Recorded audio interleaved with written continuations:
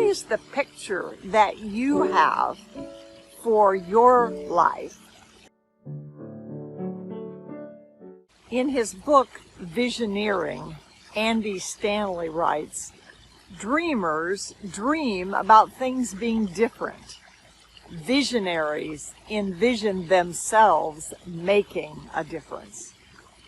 We are at the time of year when people are thinking about their goals, their visions, what they want to do in the world. In Proverbs, it tells us, without a vision, the people perish. My challenge to you is to make sure that as you are thinking about the vision for your life, make sure it is the vision that God created you to make a reality.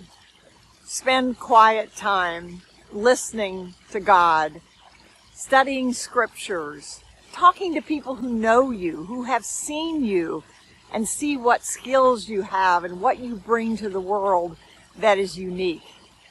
I love entrepreneurship because million-dollar businesses have been based on people asking the question, what is a problem in the world that I can solve?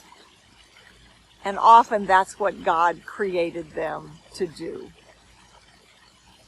Aristotle wrote, "The soul never thinks without a picture." What is the picture that you have for your life? And the really big question that I challenge you to ask is Jesus in it?